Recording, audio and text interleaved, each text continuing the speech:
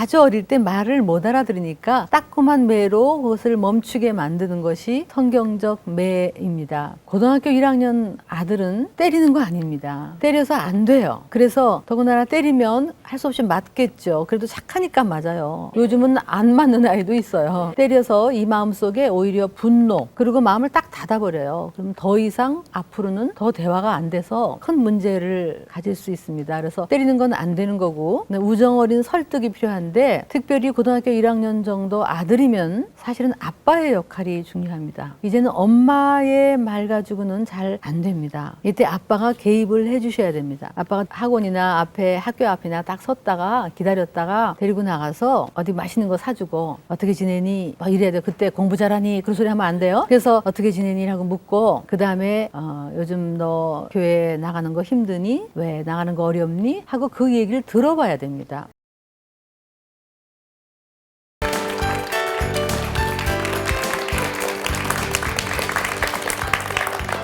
반갑습니다. 네. 좋은 시간들 보내셨어요? 네. 우리는 지금 자녀 교육을 배우고 있는데, 아무리 여기서 공부를 해도 질문들이 굉장히 많으신 것 같아요. 그래서 오늘 질문 하나를 같이 우리 한번 연구하고 다시 진행하기로 하겠습니다. 다 같이 질문을 보시죠. 딸 둘에 아들 하나 있는 엄마인데 밑으로 아들이에요. 지금 고등학교 1학년인데 사춘기인 것 같습니다. 평상시에는 신앙생활도 잘하고 했던 아이인데 요즘에 친구들 안 믿는 친구들하고 전도도 하고 했는데 그 친구들이 교회 안 나오니까 같이 안 나오고 저녁에 와서 보면은 교회 갔다 왔다 이러는데 그것이 계속 되풀이 되니까 속상해서 혼내다 못해 말로 하니까 안 돼서 제가 이제 발바닥을 좀 때렸습니다. 이 아들한테 잘못했다고 소리를 한 번을 듣기를 원했는데 말을 도저히 안 하고 있는데 너무나 내성적이고 이래서 그런 아이한테 어떻게 하면은 서로 대화도 할 수 있고 말을 좀 할 수 있나 그런 것을 질문하고 싶습니다. 네, 아주 안타까운 마음을 읽을 수 있을 것 같습니다. 근데 첫째로 우리 지난번까지 배운 훈계에서 배울 때 때리는 거는 어릴 때 하는 겁니다. 아주 어릴 때 말을 못 알아들으니까 따끔한 매로 그것을 멈추게 만드는 것이 성경적 매입니다. 고등학교 1학년 아들은 때리는 거 아닙니다. 때려서 안 돼요. 그래서 더군다나 때리면 할 수 없이 맞겠죠. 그래도 착하니까 맞아요. 요즘은 안 맞는 아이도 있어요. 때려서 이 마음속에 오히려 분노, 그리고 마음을 딱 닫아버려요. 그럼 더 이상 앞으로는 더 대화가 안 돼서 큰 문제를 가질 수 있습니다. 그래서 때리는 건 안 되는 거고 우정 어린 설득이 필요한데, 특별히 고등학교 1학년 정도 아들이면 사실은 아빠의 역할이 중요합니다. 이제는 엄마의 말 가지고는 잘 안 됩니다. 이때 아빠가 개입을 해주셔야 됩니다. 아빠가 데리고 나가서 어디 이제 학원이나 앞에 학교 앞이나 딱 섰다가 기다렸다가 우리 아들, 그러고 데리고 나가서 그냥 어디 맛있는 거 사주고 어떻게 지내니? 막 이래야 돼요. 그때 공부 잘하니? 그런 소리 하면 안 돼요. 그냥 그래서 어떻게 지내니? 하고 묻고, 그 다음에 요즘 너 교회 나가는 거 힘드니? 왜 나가는 거 어렵니? 하고 그 얘기를 들어봐야 됩니다. 그래서 교회 선생님이 어떤지, 또 교회가 재미없을 수도 있고 여러 가지 이유가 있어요. 그러니까 일단 들어보고, 특히 고등학교 정도 된 아이들은 신앙에 대해서 한번 의문을 갖도록 허락하셔야 됩니다. 정말 하나님이 계셔요? 정말 하나님이 우리를 창조하셨어요? 학교에서는 진화론을 배우는데요. 그랬을 때 그것을 참 좋은 생각이다. 너도 참 이제는 스스로 하나님을 찾는 과정 중에 있구나. 그런 의문은 바람직한 거다. 이렇게 얘기하면서 그 답을 인도해 줘야 돼요. 그 답은 아주 굉장히 많이 있습니다. 잘 모르면 여러분이 그 사이트 중에서 창조과학회라는 그 사이트 잘 만들었어요. 거기 들어가 보면 아이들, 중고등학교 아이들이 질문하는 거에 대해서 답이 많이 나와 있어요. 그래서 대화를 풀어나가야 됩니다. 그리고 또 하나 중요한 것은 이때는 친구들이 굉장히 중요할 때예요. 고등학교쯤 되면 엄마의 영향보다는 부모의 영향보다는 친구의 영향, 선배의 영향을 더 많이 받을 때이기 때문에 친구의 중요성을 이루 말할 수가 없습니다. 그래서 이렇게 나쁜 친구에게 사귀기 전에 미리 아주 좋은 친구 그리고 재미있는 친구의 그룹을 만들어주면 미리 예방할 수 있습니다. 그래서 교회가 재미없으면 안 돼요. 그리고 신앙이라는 거 억지로 넣어줄 수 없는 거예요. 하나님도 우리한테 억지로 안 넣어주셨는데. 그러니까 이 자녀가 좀 공휴일이면 교회의 친구들과 혹은 선배들하고 같이 농구도 하고 좀 놀면서 앞으로 너 뭐가 하고 싶으니? 라고 물으면서 이렇게 대화할 수 있는 그런 것을 미리미리 중학교 때부터 준비를 하셔야 돼요. 사춘기라는 것은 만만치 않은 시기입니다. 제일 중요한 것은 어떤 그룹에 속하느냐, 어떤 친구를 만나느냐. 그래서 미리 아주 경각심을 가지고 좋은 친구 만날 수 있도록 해주고, 그리고 이렇게 때리고 그러면요, 애가 마음을 닫으면 그 다음에 더 큰일이 생겨요. 더군다나 내성적인 아이는 마음을 닫으면 안 되기 때문에 그래서 눈물 어린 설득, 우정 그런 것이 필요한 겁니다. 예, 우리 나중에 이제 사춘기에 대해서 또 공부할 때가 있으니까 그때 더 다루기로 하고 얼마나 답이 됐는지 모르겠습니다. 네, 그러나 눈물로 호소하시고 사랑으로 호소해야 됩니다. 네. 자, 그리고 이제 오늘 진도를 나가겠습니다. 우리는 지금 사랑의 기술을 배우고 있습니다. 사랑은 배워야 할 기술이고 능력입니다. 사랑은 너의 문제가 아닙니다. 네가 사랑스러워서 사랑한다, 이건 틀린 얘기입니다. 네가 사랑스럽지 않아서 내가 사랑 못한다, 이거는 핑계입니다. 사랑은 내가 사랑의 능력이 있으면 어떤 사람도 사랑에 내서 그 사람을 살리고 회복시키는 거지 나의 능력의 문제예요. 우리 여기 자매님들이 많이 나오셨으니까 남편이 사랑스러워서 사랑한다, 사랑스럽지 않아서 이건 틀린 얘기예요. 여러분이 얼마나 내 사랑의 기술과 능력으로 남편을 사랑해 내느냐, 그겁니다. 그래서 우리는 지금 자녀에 대해서도 사랑의 능력을 배우는 거예요. 지난 시간까지 우리는 사랑과 훈계의 균형, 이것을 공부했습니다. 사랑은, 성경적 사랑은 뭐냐면 네가 사랑스러워서 사랑하는 게 아니다. 그래서 우리 이거를 조건 없는 사랑이라고 배웠어요. 어떻게 배웠냐면 성적이 떨어지면 성적이 떨어졌어. 그렇구나. 근데 성적은 떨어질 때도 있고 오를 때도 있는 거란다. 길게 봐라. 그래도 난 널 사랑한다. 이렇게 하는 거. 돈을 2만 원 잊어먹고 오면 2만 원하고 너하고 바꾸겠니? 또 컵을 깨면 안 다쳤니? 괜찮아. 사람은 누구나 다 실수할 수 있는 거야. 아빠가 널 사랑하는 것은 네가 공부를 잘해서만이 아니라 잘하던 못하던, 성공하던 실패하던 난 널 사랑해라는 사랑이 흠뻑 전달되어서 아이는 어떤 일이 있어도 나는 부모의 사랑을 받고 있다는 것이 느껴져야 된다. 전달돼야 된다. 우리나라 말에 참 안 좋은 게 있어요. 꼭 말해야 되나 뭐. 말해야 돼요. 말 안 하면 모르나? 몰라요. 그러니까 전달돼야 돼요. 우리 자녀가 못 느꼈다 그러면 부모가 못 전달한 거예요. 속으로 사랑하지 마시고 겉으로 사랑을 해야 돼요. 전달하고. 그러나 우리가 두 번째 배운 것은 그 조건 없는 사랑, 따스한 사랑이 흠뻑 전달돼야 되지만 반대로는 부모가 권위가 없다면, 위험이 없다면 이 사랑은 사랑도 아니단 말이에요. 내가 학교 선생님으로서 아이들을 아무리 사랑해도 권위가 없고 질서가 없다면 그 사랑은 아이를 망칠 뿐이다. 그래서 두 번째 배운 것은 부모가 권위가 있어야 된다. 그래서 훈계를 하려면 아이를 바로잡으면 약간은 엄해야 된다. 그래서 사랑과 이 권위의 밸런스, 이것을 우리가 공부했습니다. 여러분 실천하십시오. 듣고 말면 아무 소용 없습니다. 네, 실천하세요. 저번에는 어디 교회에서 이 세미나를 했는데 그 어머니들이 전부 이제 끝나고 나가면서 요만한 애들한테 엄마가 너 사랑해. 그리고 넘어지니까 그래도 사랑해. 막 그랬더니 어떤 애가 엄마 교회에서 오늘 뭐 배웠어요? 이러더래요. 그렇죠. 그래서 뭘 배웠든 엄마 널 사랑해. 그렇게 얘기했다고 그래요. 실천하셔야 됩니다.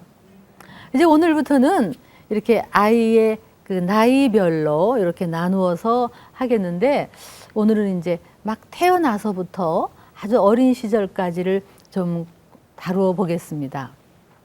자, 첫 번째 태아기부터 한번 우리 공부해 보겠습니다. 태아기. 자, 뱃속의 아기, 생명. 정말 그 소중함. 이것이 우리 성경적 지금 우리는 양육을 배우고 있는 거니까 성경에서는 우리 생명이 태초 전부터 하나님이 예정하셨고 뱃속에 있을 때부터 그 아이를 바라보고 계셨다. 시편 139편에 그렇게 나와 있습니다. 여러분 그걸 정말 믿으십니까? 네. 그렇다면 인공유산은 하나님 앞에서는 죄악입니다. 요즘은 과학이 발달해서 1, 2주, 3주만 돼도 아이의 심장이 다 찍히고 좀 있으면 손가락 다 찍히고 한참 유산을 많이 할 때는 이미 다 형성되어 있는 그 아기, 유일무이한 존재, 이전에도 없고 이후에도 없을 그 소중한 존재를 유산은 그 심장의 박동 소리를 끊어버리는 무서운 죄악입니다. 저번에 한 번은 제가 어디에서 그 어머니 학교를 했는데 어떤 어머니가 나이가 한 40이 넘으신 분이에요. 그런데 아기가 임신이 됐나 봐요. 남편이 지금 직장을 요즘 잃어버렸고 아이들이 이미 컸고 삶이 어려운데 또 아기까지 생긴 거예요. 그래서 남편이 싫어한대요. 그래서 할 수 없이 다음 주 정도에 병원에 가서 아기를 지워버리려고 계획을 세웠는데 이제 여기 와서 공부하신 거예요.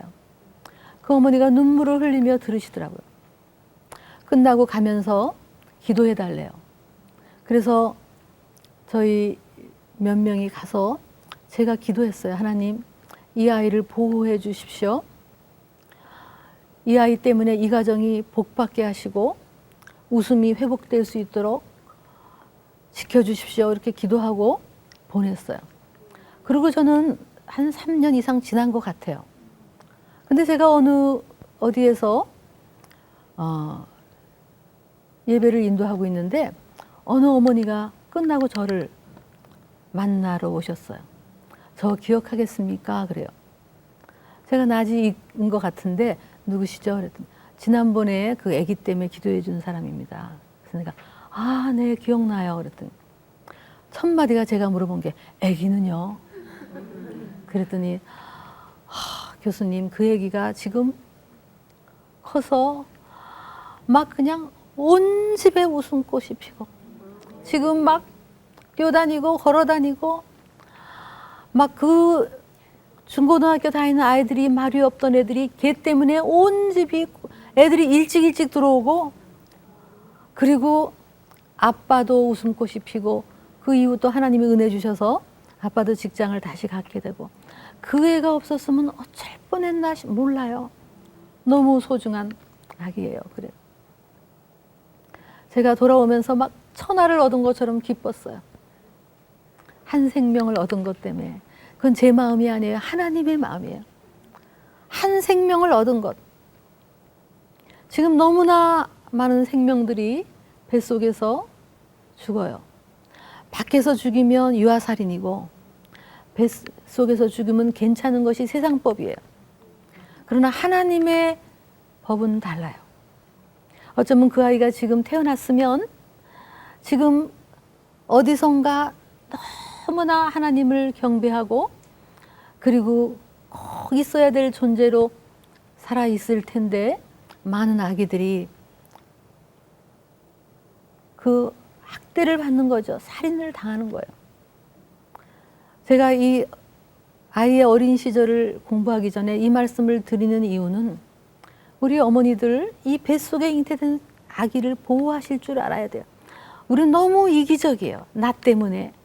또 여러 가지 무식해서 죄인지도 모르고. 그런 것이 있어요. 제가 우리 어릴 때는요. 한참 제가 결혼해서 아기 낳을 때는 나라가 우리를 아주 이렇게 홍보를 해가지고 브레인 세뇌를 시켰어요. 그래서 뭐 못 낳게 했어요. 막 나라가 막 많이 낳으면 뭐 혜택도 못 받고 막 이렇게 지금 중국처럼 그렇게 중국은 지금 벌금을 내요. 뭐 많이 내더 몇백만 뭐 이렇게 내더라고요. 몇백만 정도. 그렇게 벌금을 내요. 우리나라도 그랬어요. 그때 막 표 모집이 있었는 거 여러분 아세요? 막 이런 표 모집도 있었어요. 뭐 무턱대고 나타 보면 거짓골을 못 면한다. 막 이런 것도 있었어요. 그래서 우리는 속아서 저도 생각하면 너무너무 억울한 거예요. 속았어. 정말 그때 교회가 나라에서는 그렇게 홍보를 했더라도 교회에서 이 생명의 존귀함, 하나님의 방법, 땅에 충만하고 번성하라, 복을 받으라라고 한 하나님의 방법을 우리한테 알려줬다면 좀 생각들을 했을 텐데 너무 지금도요, 교회가요, 이 세대를 본받아. 로마서 12장에 이 세대를 본받지 말고 하나님의 선하시고 온전한 뜻이 무엇인지 분별하도록 하라 그랬는데 너무나 진리를 선포하지 못하고 있기 때문에 지금 교회가 영향력을 못 끼치는 거예요. 여러분이 이 오늘 강의를 들으셨다면 주위에서 혹시 그 무서운 유아살인, 그런 어떤 태아살인을 하려고 할 때 여러분이 가서 권유해 주세요.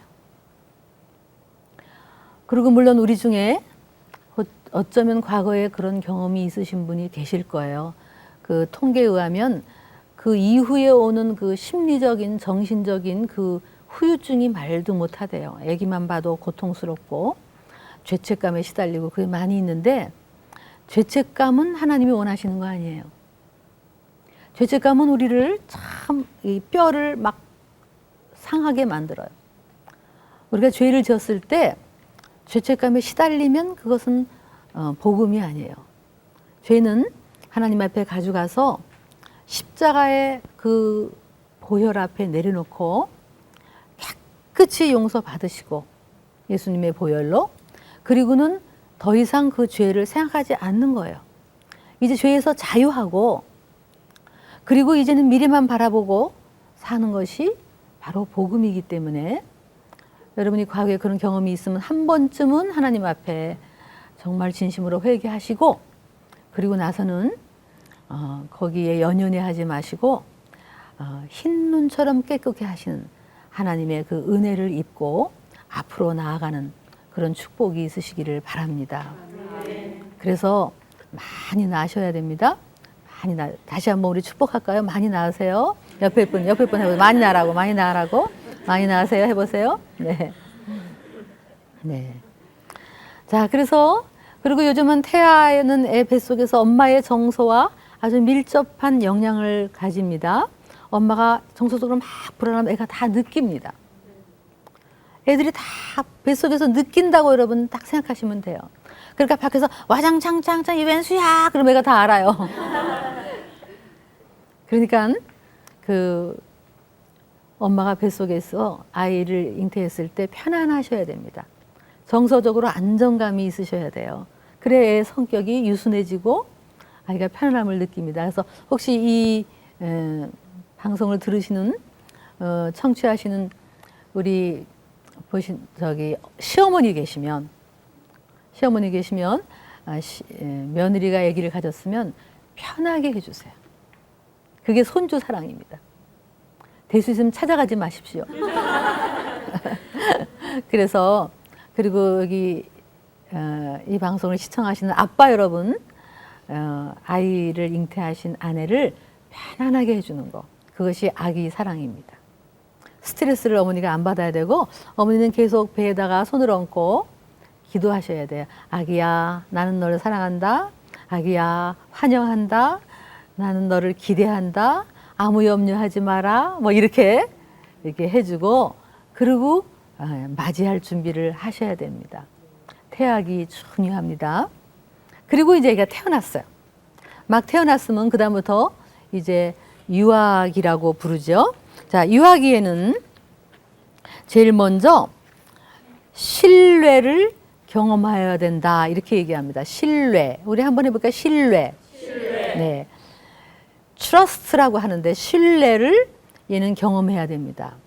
자, 아기가 막 태어나면 얘는 속수무책 아무런 자기를 보호할 능력도 없고, 그리고 뱃속에 있다가 편안한 뱃속에 나왔다는 것은 얘로서도 굉장히 어려운 일이에요.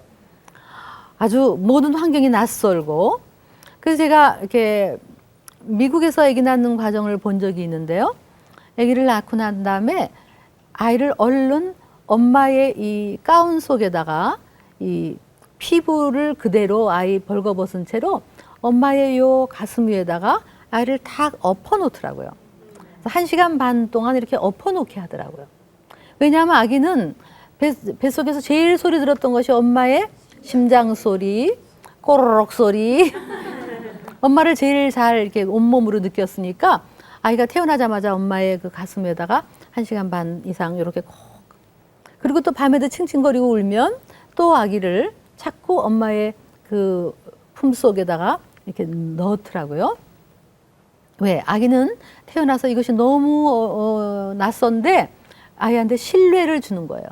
아이는 아무것도 모르는 것 같지만 사실은 온몸으로 엄마를 느끼는데 엄마의 냄새 모든 걸 다 느껴요. 근데 얘가 그 엄마에게서 뭐를 경험해야 되느냐? 이런 걸 경험해야 돼요. 내가 세상에 태어나 보니까 참 이 세상은 나를 누군가가 보호하고 있고 편안하고 그리고 안심해도 되고, 그리고 내가 배가 고프니까 젖이 들어오고 축축하니까 누구가 갈아주고, 그래서 참 좋은 곳이구나.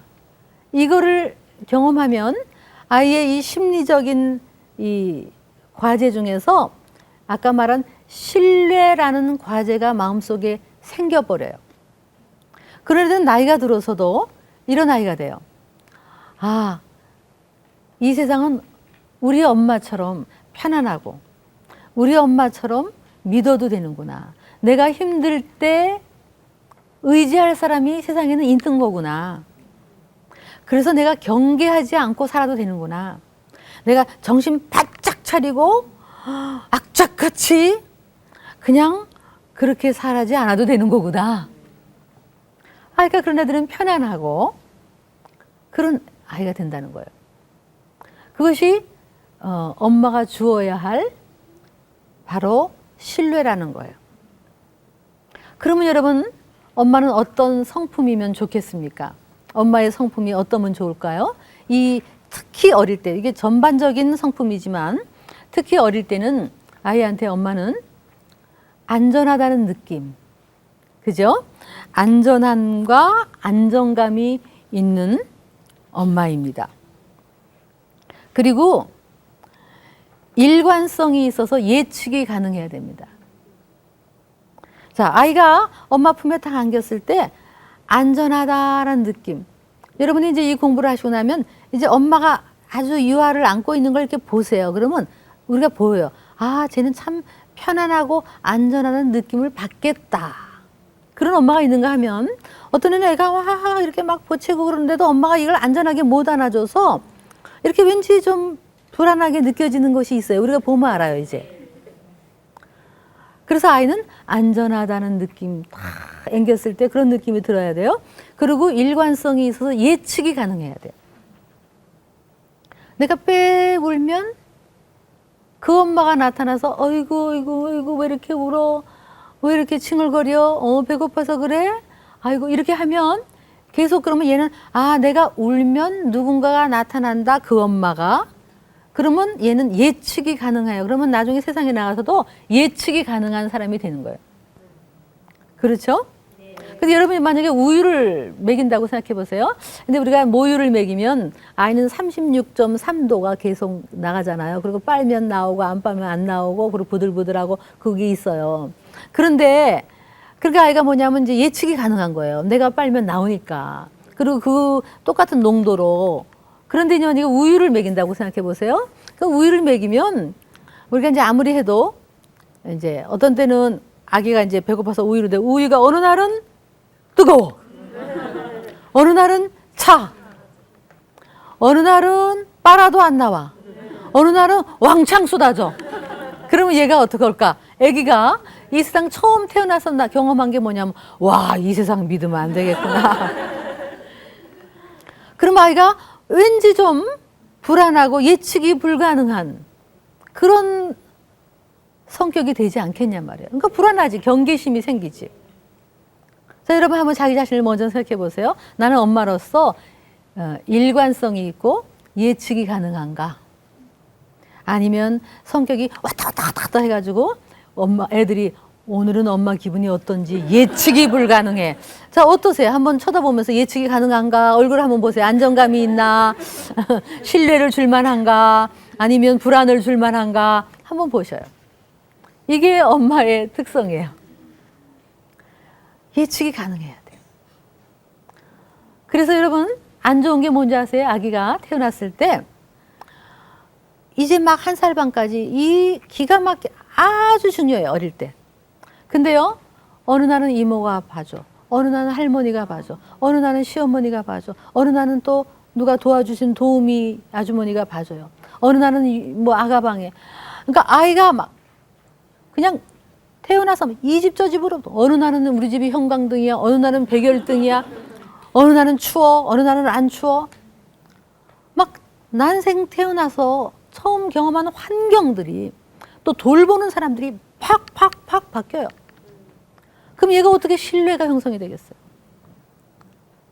근데요, 이 어린 시절 얘가 기억 못하는 것 같으세요? 아니요. 오히려 여러분 우리는 이게 뇌로 우리가 지금 현재 기억으로 기억하는 거, 그거를 우리가 의식이라고 하잖아요. 의식으로 기억하는 거 말고 무의식 속에 뇌 속에 입력되어 있는 게 있어요. 우리는 그걸 기억은 못하는 것 같지만 우리의 몸은 기억하고 있어요. 그래서 저와 여러분이 말이죠. 1살 반까지 어떻게 지냈는지 모르시죠? 어떻게 자라셨어요? 1살 반까지 어떻게 자라셨어요? 근데 이렇게 생각하시면 돼요. 내가 지금 좀 편안하고 그리고 좀 이렇게 사람에 대해서 경계심이 별로 없어요. 그리고 이런 마음에 대해 생각이 내 마음에 희망이라는 게 좀 있어 항상. 그래서 삶이 어려워도 그래도 또 삶을 이길 수 있다. 고난이 있어도 이길 수 있다.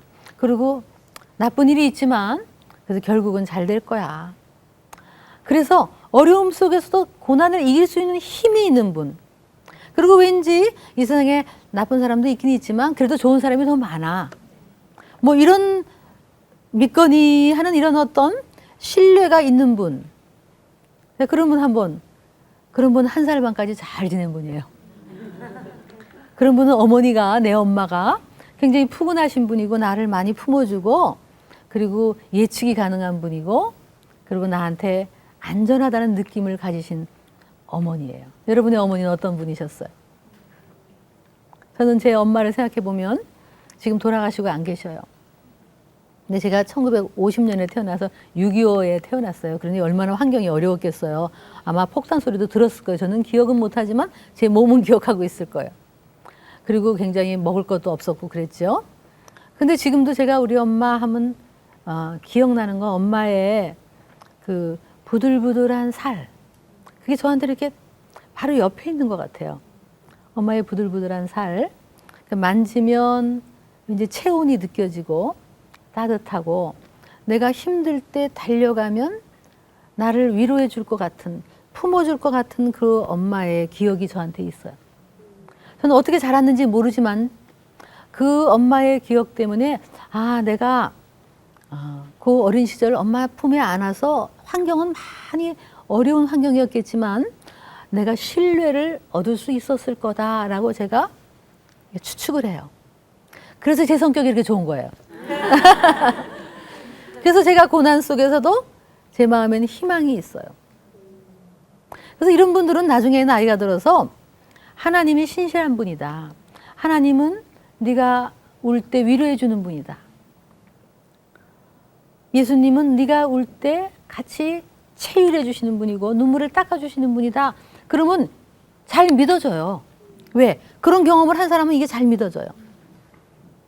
근데 그런 경험을 못한 사람은 하나님이 신실하고 나를 사랑한다? 그런 어떤 하나님에 대한 신뢰가 없어요. 잘 안 믿어져요. 그것이 상처예요. 그래서 이 어린 시절이 그렇게 중요한 거예요. 여기 우리 시청자 여러분 한번 보세요. 자기가 안정감이 있나 엄마로서, 그리고 일관성이 있고 예측이 가능한가, 그리고 용납하고 달래주고 품어주나. 여러분 엄마라는 건 그런 거예요.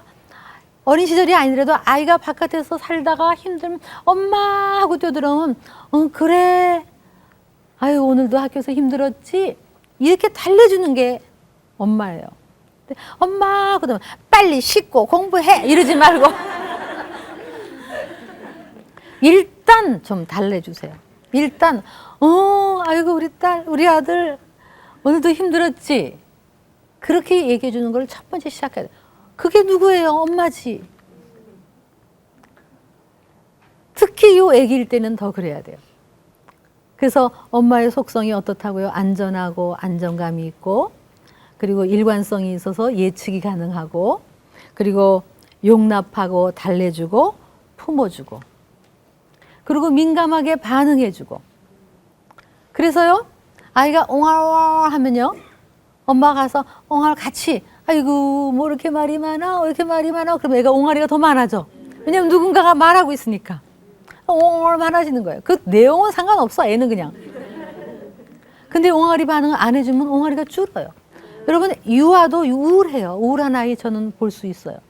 이렇게 보면 이런 어떤 누군가 절대자, 이 아이에는 절대자처럼 느껴지는 우주와도 같고 하나님과도 같고 이 세계와도 같은 한 사람, 나에게 절대적으로 사랑을 쏟는 그 엄마를 통해서 얘는 세상을 느끼고 자기 자신을 느껴요. 근데 그 엄마가 내가 삑 하고 울면 그걸 알아요. 내가 왜 우는 줄 알아준단 말이에요. 그래서 좋은 엄마는 아이의 단서를 읽을 줄 안다. 그러니까 애가 빽 울 때 왜 우는 줄 알아야 돼요. 좋은 엄마들은 알아요. 딴 사람은 모르는데 얘가 뭐라면 얘 왜 이래요? 그러면 얘가요 잘나고 그래요. 엄마가 해석을 다 하잖아요. 그건 좋은 엄마야. 근데 얘가 도대체가 배고파서 우는지 배고파서 우는 애한테 잘래 그러고 졸려서 우는 애한테 우유를 막 먹이고 이러면 민감하지 않고 아이한테 반응해 주지 못하고 아이의 단서를 읽지 못하는 거예요. 그래서 이런 성품을 가진 엄마가 좋은 엄마. 저는 이제 우리 학생들한테 학교에서 이제 이 발달 심리를 가르치면서 이 공부를 했어요. 그리고 남학생들한테 그랬어요. 데이트를 할 때 좋은 아내를 얻으려면 이런 성품을 가진 안전하고 그리고 푸근하고 품어주고 아이가 이렇게 일관성 그런 아내를 얻어라. 데이트하다가 이렇게 어떤 애가 탁 넘어졌을 때 어머 얘 운다 어떡하지 얘 좀 달래주고 가자 너 엄마 어디 있니 아유 불쌍해라 이런 사람이 있으면 뚱뚱해도 그 아내를 얻어라. 근데 얘가 넘어졌을 때 얘 왜 이렇게 넘어지고 그래 이런 애들은 아무리 예뻐도 아내감 안 된다. 제가 그렇게 웃으면서 얘기를 해요. 정말 이게 우리 어머니의 속성이에요. 품어주고 달래주고 내가 울 때 위로해주고 내가 배고픈 걸 알아주고 그게 우리 어머니의 속성인데요. 제가 이게 이제 심리학에서 말하고 있는 건데요. 제가 가만히 이 속성을 들여다보니까 이게 전부 하나님의 속성이에요. 하나님은 안전한 우리의 포구, 우리의 피할 바위, 그리고 내가 울 때 눈물을 닦아주시고 달려가면 언제나 용납해 주시고 그리고 우리의 연약함을 체휼하시는 아주 모두 하나님의 속성이더라고. 그래서 하나님께서 그 하나님의 성품을 우리 어머니들에게 넣어준 거예요. 그 성품 가지고 아이를 사랑하라고 하나님을 대신해서. 근데 요즘은 이 성품마저 없어져요. 어머니들이. 저는요, 요즘 우리나라가 막 그냥 그 아기를 낳으면 산후조리방 가잖아요. 저는 그 자세히 제가 경험을 안 해봐서 뭐라고 할 수는 없지만 아기를 위한 산후조리방인지 엄마를 위한 산후조리방인지 저는 그걸 의문스러워요. 엄마의 미용을 위한 거냐? 정말 이 아기, 1살 반까지는 아기, 엄마들 좀 힘드셔도 그 자기 몸 가꾸려고 해서 하지 마시고 이 1살 반까지는 좀 희생 좀 하세요. 아이를 좀 돌보세요. 품으세요. 눈을 마주치세요. 그리고 직장 다니는 부모님, 어머니들 계시죠? 만약에 돈을 벌지 않으면 먹고 살 일이 없어서 직장 다닌다. 그러면 저는 할 말이 없어요. 그거는 다녀야죠. 그러나 돈 때문이 아니라 예를 들면 더 좋은 차, 더 좋은 집, 더 좋은 옷, 그리고 나의 경력을 위해서 직장을 다닌다 그러면 그거는 인생은 선택이에요. 자기가 그걸 택했다면 또 큰 거를 잃은 거예요. 이 아기의 어린 시절이 얼마나 중요한지. 제가 한 번은 옛날에 이렇게 그 아이 입양하는 아이들을 데리고 구라파까지 5명의 아주 어린 아이들을 7개월 이렇게 된 애들을 양부모한테 데려다 준 적이 있어요. 데려다 주면서 제가 이거를 너무나 느꼈어요. 그 중에 3명은 위탁모가 키웠어요. 그래서 누군가가 눈을 마주치고 품어주고 안아주고 그런 대리모가 사랑을 주고 키웠던 거예요. 2명은 수용시설에서 자란 아이들이에요. 근데 제가 비행기에서 우유를 먹이면서 그 차이를 느꼈어요. 대리모가 키운 애들은요, 제가 딱 안으면요, 착 앵겨요. 그리고요, 뭘 하나 제 손가락을 잡든지 옷자락을 잡든지 잡아요. 그리고 우유를 먹다가 탁 빼고 또 색색 웃고 또 먹고. 그리고 나를 눈을 쳐다보면서 저한테 뭔가를 말하고 있어요. 그리고 좀 이따 오줌 싸면 빽 하고 울어. 나 오줌 쌌다. 갈아줘라. 이렇게 기대하는 게 있는 거예요. 근데 시설에서 자란 아이들, 요즘 시설은 굉장히 우리나라가 좋아요. 영양도 좋고 모든 것이 좋아요. 그분들 너무너무 수고하시지만 손이 부족하지요. 어느 한 아이한테 어느 한 사람이 모든 시간을 다 쏟을 수가 없단 말이에요. 그래서 제가 그 아이를 딱 안는 순간 보니까 아이가 이렇게 누구한테 안겨본 적이 없어서 그런지 착 안기질 않는 거예요. 뻗팅겨. 그리고 눈을 마주치질 않아요. 그리고 얼굴 표정이 무덤덤하고 다양하지가 않아요. 마치 얼굴 표정에 희망이라는 게 없는 것 같은 표정, 기대하는 게 없는 것 같은 표정. 그것이 나이가 들어서 성격이 된다는 거예요. 제가 그 아이들을 데려다 주면서 기도했어요. 만약에 이걸 아는 양부모 같으면 그 아기를 지금 이제 만났을 때, 아, 이 애가 상처를 이미 받았구나. 그렇다면 눈을 마주치고 억지로 눈을 찾아서 마주치고 자꾸 말해주고, 그래, 사랑해, 괜찮아. 그리고 품어주고, 그리고 반응해주고, 그러면서 지속적으로 하면 얘는 회복될 수 있어요. 근데 제가 생각하기에는 그럴 확률보다는 아이가 이미 표정이 무덤덤하고 그렇게 왔기 때문에 또 부모가 반응해주지 못할까봐 굉장히 안타까웠어요.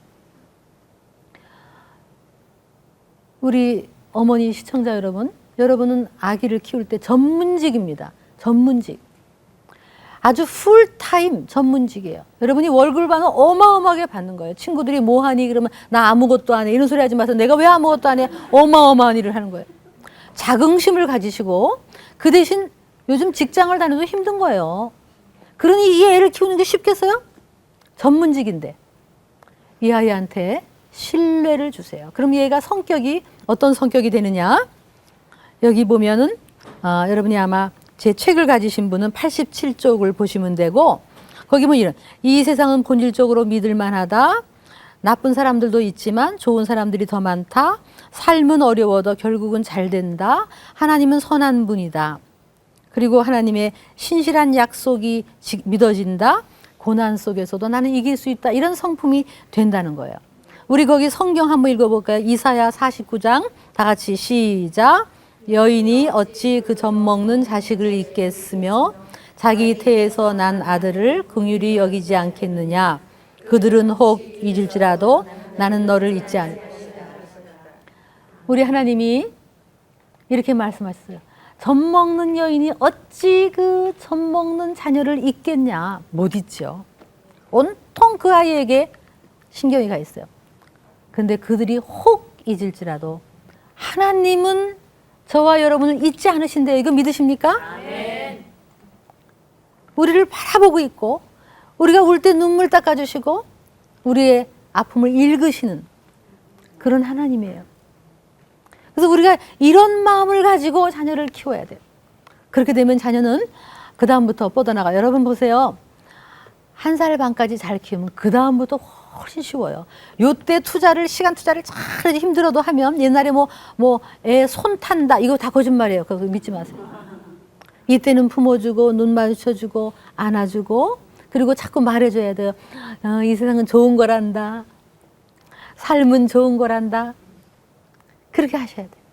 그렇게 하면 아이는 나중에 나이가 들어도 아주 마음에 희망이라는 성품이 있어요.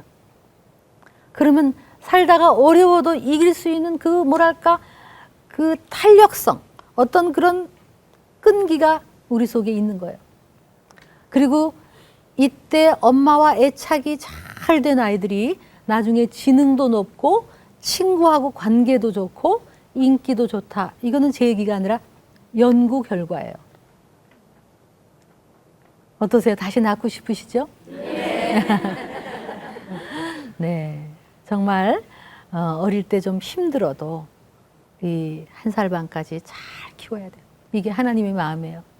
인간만은 절대적으로 동물은 태어나자마자 톡톡 뛰어요. 인간은 사랑이 필요해요. 사랑이 필요한 존재예요.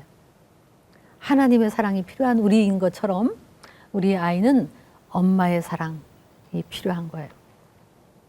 우리 모두 하나님의 마음을 가지고 그 아이를 하나님의 시선으로 바라보면서 그래 잘 태어났다. 너는 유일무이한 존재다. 어쩜 이렇게 귀하니? 걱정하지 마. 잘 될 거야. 엄마가 있잖아. 하나님이 계시잖아.